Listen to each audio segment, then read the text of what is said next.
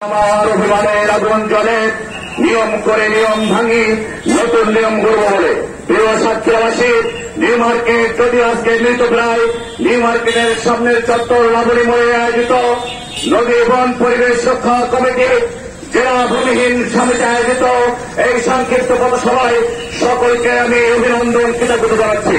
যে সমস্ত ভেড়া রিক্সাওয়ালা শ্রমিক মানুষ জীবনের প্রয়োজনে গাড়ি চালাচ্ছেন, নিরাপদে গাড়ি চালাচ্ছেন, আমাদের পথসভার দিকে খেয়াল রেখেছেন, তাদেরকে সংগ্রামে সালাম জানিয়ে আমি সংক্ষিপ্তভাবে বলতে চাই, এই সেই সাতক্ষীরা যেখানে খান্ডাহাতের চারণভূমি, এই সেই সাতক্ষীরা যেখানে সৈয়দ কামাল মোস্তাকি হাসিনী বংশের উর্বর ভূমি, এই সেই সাতক্ষীরা সমালোচনের মতো একজন যোগ্য দৈনিক পত্রিকার প্রতিষ্ঠানের সম্পাদকের প্রিয় ভূমি, এই সেই সাতক্ষীরা এবার খানের মতো বিখ্যাত শিশু চিকিৎসকের জন্মভূমি, এই সেই সাতক্ষীরা জন্ম নিয়েছে মোস্তাফিজ সরকার, সামেনা ইয়াসমিন জাহানারা মতো উর্বর খেলোয়াড় যারা বিশ্বকে সম্মানিত করেছে, এই সেই সাতক্ষীরা।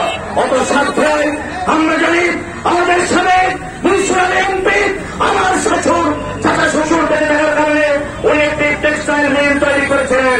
টেক্সটাইল মিল তৈরি করার মধ্য দিয়ে শ্রমজীবী মানুষের হাজারো শ্রমজীবী মানুষের কর্মসংস্থান হয়েছিল। জাগ্রত বিবেকের কাছে প্রশ্ন করতে চাই, আজকে সেই টেক্সটাইল মিলটি কোথায়?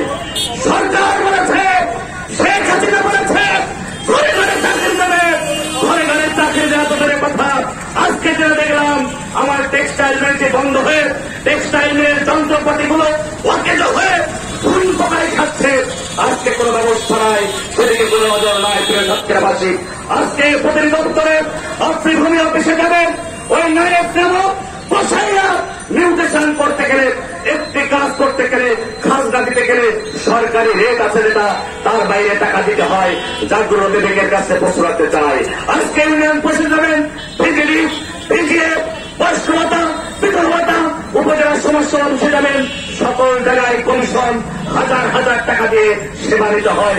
আজকে ভূমিহীনদের জন্য মাননীয় প্রধানমন্ত্রী বঙ্গবন্ধুকে স্মরণ করে শতবর্ষের যে অঙ্গীকার করেছিলেন, ঘর হবে সবার, গৃহহীনের ঘর হবে সবার, বঙ্গবন্ধু সেই শতবর্ষের অঙ্গীকার, সেদিনে কিন্তু প্রধানমন্ত্রী বলেন নাই ঘর নিতে গেলে 30,000 টাকা দিতে হবে।